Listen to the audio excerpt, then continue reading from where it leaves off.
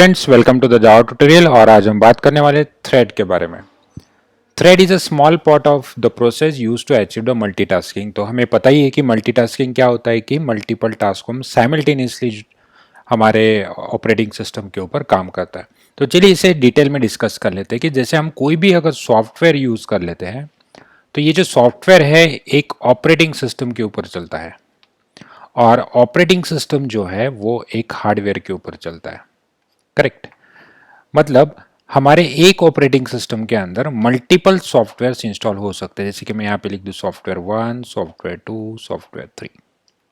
अब operating system को ये तीनों सॉफ्टवेयर कभी कभी साइमल्टेनियसली रन करने होते हैं। जैसे कि अगर मैं हमारे कंप्यूटर की बात करूँ तो हम बहुत बार हम कोड भी लिख रहे होते हैं, म्यूजिक भी सुन रहे होते हैं, या फिर हमारे ब्राउज़र के अंदर कुछ और चीज़ें भी हम सर्च कर रहे होते हैं। तो ये साइमल्टेनियसली तीनों सॉफ्टवेयर आपके ऑपरेटिंग सिस्टम के ऊपर रन हो रहे हैं, तो इसका मतलब ये है मल्टीटास्किंग। लेकिन अगर हमें बात करनी है थ्रेड के बारे में, तो thread is a small part of the process. तो एक प्रोसेस के अंदर अगर और मुझे छोटे छोटे टास्क डिवाइड करने हैं, तो हम उसे मल्टीपल थ्रेड्स कहेंगे। जहाँ पे दिखा है कि अगर मुझे मल्टीपल थ्रेड्स बोलना है, तो वो एक थ्रेड का ही पार्ट रहेगा, मतलब एक स्मॉल प्रोसेस रहेगी। लेकिन मल्टीपल प्रोसेसेस अगर मुझे साइमल्टेनियसली रन करना है, तो हम उसे क्या बोलेंगे? Multi threading. तो मल्टी थ्रेडिंग का एग्जांपल अगर हम बात करें, तो देखिए, अगर हम कोई भी जब भी हम माइक्रोसॉफ्ट ऑफिस का वर्ड यूज़ कर लेते हैं, तो हम वहाँ पे टाइपिंग कर रहे होते हैं, और टाइपिंग करते टाइम हम स्पेलिंग भी चेक करते हैं, राइट। या फिर आप कोई भी कोड एडिटर यूज़ करते हो, कोड एडिटर, जैसे कि हम वी एस कोड यूज़ करते हैं, तो वहाँ पे हमें रेड लाइन्स में एरर रहती है। तो साइमल्टेनियसली हम कोड भी टाइप करें और आपके स्पेलिंग भी चेक हो रहे हैं, राइट। तो ये दो चीज़ें साइमल्टेनियसली हो रही है, लेकिन एक ही एप्लीकेशन के अंदर हो रही है। जैसे कि एम एस वर्ड में आप डॉक्यूमेंट टाइप भी कर रहे हो और आपका स्पेलिंग भी चेक हो रहा है, तो ये एक ही टास्क के अंदर हो रहा था। तो उस कंसेप्ट को हम कहेंगे मल्टी थ्रेडिंग। मतलब आपके एक ही टास्क को छोटे छोटे टास्क के अंदर डिवाइड किया जाएगा, और वो जो छोटे छोटे टास्क है उनको कहा जाएगा थ्रेड। तो अगर मैं मेरे कंप्यूटर के बारे में बात करूँ, तो आ, मेरी जो ऑपरेटिंग सिस्टम है दैट इज़ मैक ओएस, तो आप उसके अंदर एक्टिविटी मॉनिटर का जो विंडो है उसे ओपन कर सकते हो। तो मैं एक्टिविटी मॉनिटर को ओपन कर लेता हूँ। तो एक्टिविटी मॉनिटर के ऊपर आप चेक कर सकते हो यहाँ पे, तो जितने भी एप्लीकेशंस ओपन है सीपीयू के अंदर आप देख सकते हो। जैसे कि अगर मैं एक एप्लीकेशन पढ़ूँ, जैसे कि मोनोस्नैप जो मेरा रिकॉर्डिंग वाला ऐप है, तो इसके अंदर आप देखिए 32 थ्रेड्स है, मतलब छोटे छोटे 32 थ्रेड्स के साथ ही ये काम कर रहा है। अगर हमारे इसमें अभी जावा भी चल रहा है, तो देखिए 33 थ्रेड्स है। तो सबसे ज़्यादा यहाँ पे कर्नल शेल के लिए, कर्नल टास्क के लिए देखिए 169 थ्रेड साइमल्टेनियसली रन हो रहे थे। तो एक ही टास्क को मल्टीपल थ्रेड्स के अंदर आपको डिवाइड करके उस टास्क को आपको साइमल्टेनियसली काम करवाना होता है। तो ये कैसे करते हैं, इसे इनिशिएट कैसे किया जाता है? तो हम थ्रेड को दो तरीके से लिख सकते हैं। पहला तरीका है, आप तो थ्रेड क्लास यूज़ कर सकते हो, या फिर आप रनेबल इंटरफेस का भी यूज़ कर सकते हो। तो चलिए डायरेक्टली देखते हैं प्रोग्राम के थ्रू। तो उसके लिए हमें हमारे फोल्डर के अंदर एक फ़ाइल बनानी है। तो जावा ट्यूटोरियल नाम का जो हमारा फोल्डर है, उसके अंदर हम एक फ़ाइल बनाएंगे जिसका नाम रखेंगे डेमो डॉट जावा, और वहाँ यहाँ पे हम क्लास लिख देंगे, क्लास डेमो। और क्लास के अंदर हमें लिखना है पब्लिक स्टैटिक वॉइड मेन, और इसके अंदर हमें लिखना है स्ट्रिंग आर्गुमेंट्स। अब यहाँ पे हमने देखा कि हमें दो तरीके से हम थ्रेड क्लास को लिख सकते हैं। तो पहला तरीका हम देख लेते हैं। तो हम इसी क्लास के अंदर भी कर सकते हैं, लेकिन कन्फ्यूजन बढ़ाना नहीं है, तो मैं एक अलग क्लास बना लेता हूँ जिसका नाम हम रख देते हैं सपोज ए। और इस ए क्लास के अंदर हम एक मेथड लिखनी है, नॉर्मल मेथड, सपोज शो। और इस शो के अंदर हमें एक मैसेज लिखना है, system dot out dot println, और एक मैसेज देते हैं, मैसेज फ्रॉम ए। तो एक सिंपल सा मैसेज दिया। अब अगर आपको शो मेथड को कॉल करना है, तो आप नेचुरली शो का ऑब्जेक्ट बनाते हो, object is equals to new show, और आप उस ऑब्जेक्ट के थ्रू कॉल करते हो आपके शो मेथड को। सॉरी, शो का ऑब्जेक्ट नहीं बनाना है, हमें ए क्लास का ऑब्जेक्ट बनाना होता है। तो आप यहाँ पे लिख देंगे ए, और शो मेथड को हम कॉल करेंगे। अगर हम इसे डायरेक्टली रन कर लेते हैं, तो जावा सी डेमो डॉट जावा, और फिर आपको नॉर्मली सेमीकोलन हम भूल गए। तो कंपाइल करने के बाद आपको रन करना है जावा डेमो। तो ये एक नॉर्मल प्रोग्राम था, आपको सिंपल सा मैसेज मिला, लेकिन एक थ्रेड नहीं है, एक मैनुअल मेथड है।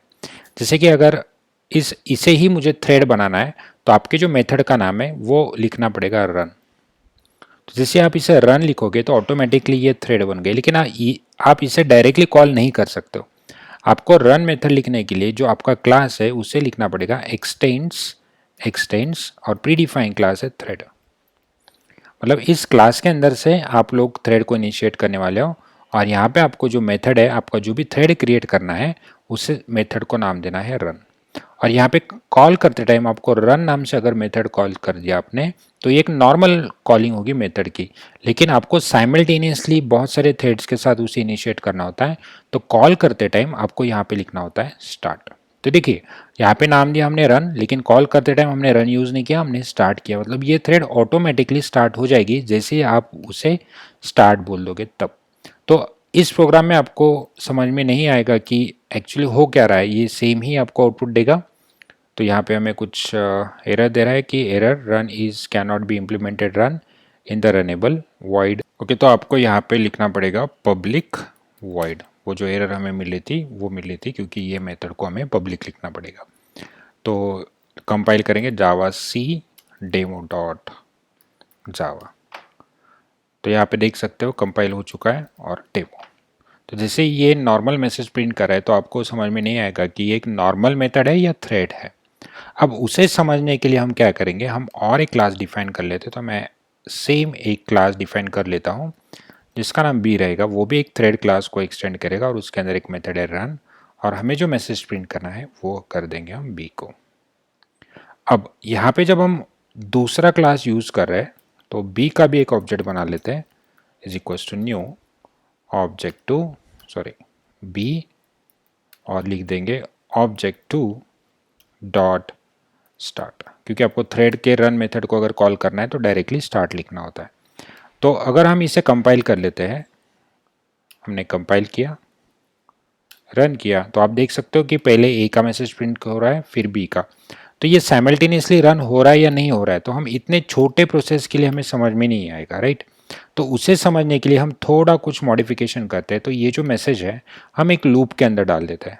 तो हम लिख देते हैं फॉर, और फॉर के अंदर हम लिख देंगे integer i is equals to 0, i less than suppose मैं 10 एंड i प्लस प्लस। और इस लूप के अंदर हम मैसेज लिख देंगे मैसेज फ्रॉम a, और सेकेंड क्लास के अंदर यहाँ पे जो मैसेज है वो लूप 2 के अंदर लिख देंगे मैसेज फ्रॉम b। और जब ये स्टार्ट मेथड कॉल हो जाएगी यहाँ पे और यहाँ पे, तो हम चेक कर लेते हैं कि हमारा आउटपुट कैसे आता है। तो देखिए मैं इसे क्लियर कर लेता हूँ, और यहाँ पे आपको कंपाइल हो चुका है। फिर मैंने रन किया, आप देख सकते हो कि पहले सारे ए प्रिंट हुए फिर बी प्रिंट हुए। तो सेम ही हो रहा है, तो हमें समझ में नहीं आ रहा है कि साइमल्टेनियसली रन हो रहा है या नहीं हो रहा है। तो मैं इसे और एक बार रन करके देखता हूँ। हम इसे और एक बार रन करके देखते हैं। तो यहाँ पे कहीं तो भी वो साइमल्टेनियसली रन होना चाहिए। तो अभी देख सकते हो यहाँ पे देखिए, तो जैसे मैंने बार बार रन किया तो जिस लोकेशंस पे वो प्रोसेसर अवेलेबल हो रहा है वो थ्रेड साइमल्टेनियसली एग्जीक्यूट हो रही है। तो देखिए यहाँ पे देखिए 4 बार ए एग्जीक्यूट हुआ, फिर यहाँ पे 5 बार बी, मतलब साइमल्टेनियसली 2 थ्रेड्स काम कर रहे हैं। फिर यहाँ पे 5-6 बार ए हुआ और बचे हुए टाइम्स का बी हुआ।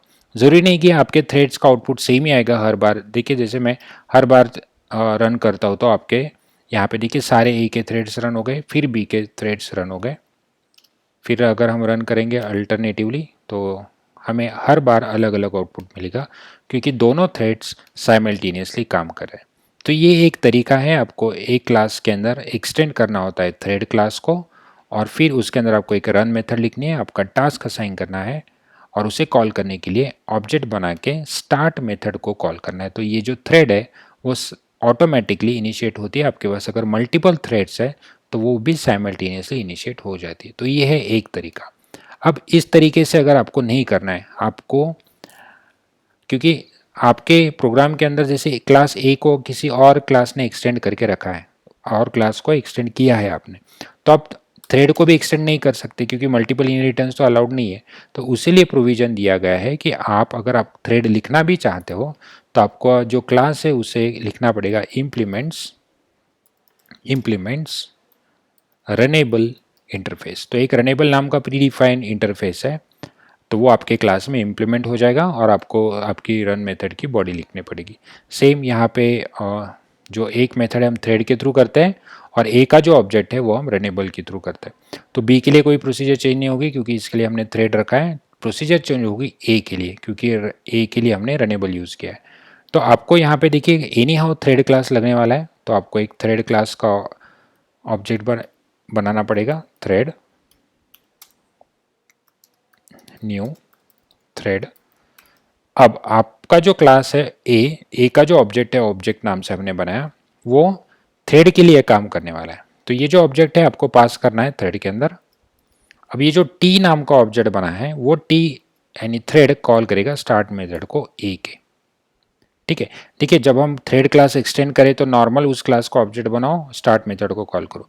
लेकिन आप इंटरफेस जब बना रहे हो तो अपने क्लास का नॉर्मल ऑब्जेक्ट बनाओ, एक थ्रेड क्लास का ऑब्जेक्ट बनाओ, उस थ्रेड क्लास के ऑब्जेक्ट को आपका नॉर्मल ऑब्जेक्ट दे दो और आपके थ्रेड के ऑब्जेक्ट के थ्रू स्टार्ट को कॉल करिए। तो ये है रनेबल इंटरफेस का थ्रेड। तो मैं इसे क्लियर करके वापस एक बार कंपाइल कर लेता हूँ। कंपाइल करने के बाद आपको फिर से रन करना है, आपका आउटपुट सेम ही मिल जाएगा। तो दो थ्रेड्स आप साइमल्टेनियसली कॉल कर रहे हो। तो जैसे यहाँ पे स्टार्ट मेथड है वैसे बहुत सारे मेथड है, जैसे कि स्लीप नाम की भी मेथड है जो आपके प्रोसेस और आपके थ्रेड को थोड़ी देर के लिए रुका देगा। तो अगर आपको स्लीप मेथड का डेमो देखना है तो हम क्या करते हैं, हमारे जो मेथड्स है मैसेज प्रिंट करने से पहले यहाँ पे हम लिख देते हैं थ्रेड डॉट स्लीप और आपको मिली सेकेंड्स के अंदर टाइम देना होता है। जैसे कि मैं यहाँ दे दूँ 1000 मिली सेकेंड मतलब 1 सेकेंड। और फिर यहाँ पे भी मैसेज प्रिंट करने से पहले थ्रेड डॉट स्लीप जो कि 1 सेकेंड के लिए आपके थ्रेड को स्टॉप कर देगा। अब जाके हम हमारा आउटपुट देख लेते हैं कि हमें कैसे हमारा आउटपुट दिखाई देगा। तो मैंने कंपाइल किया और फिर इसे रन किया तो यहाँ पे हमें कुछ एक्सेप्शन मिले। तो मुझे जो थ्रेड का स्लिप मेथड है ट्राई कैच के अंदर लिखना पड़ेगा। तो इसे मैं यहाँ से निकाल के ट्राई ब्लॉक के अंदर डाल देता हूँ। ट्राई, फिर ये जो टास्क है उसे कैच करके एक्सेप्शन को हैंडल कर लेते हैं। एक्सेप्शन ई और ई को प्रिंट कर लेते हैं। System dot out dot println और ई को प्रिंट कर लेते हैं अगर कोई एक्सेप्शन आता है तो। सेम मुझे करना है ए के लिए भी, सिर्फ हमारा जो मैसेज है वो रहेगा ए के लिए। तो हमने जो thread dot slip method use करी है वो आपके थ्रेड को कुछ 1 सेकेंड के लिए रुकवाएगा। तो मैं पहले इसे क्लियर कर लेता हूँ, फिर एक बार कंपाइल कर लेते हैं और फिर इसे रन कर लेते हैं। तो आप देख सकते हो हर 1 सेकेंड के बाद आपके थ्रेड्स के मैसेज प्रिंट हो जाएंगे।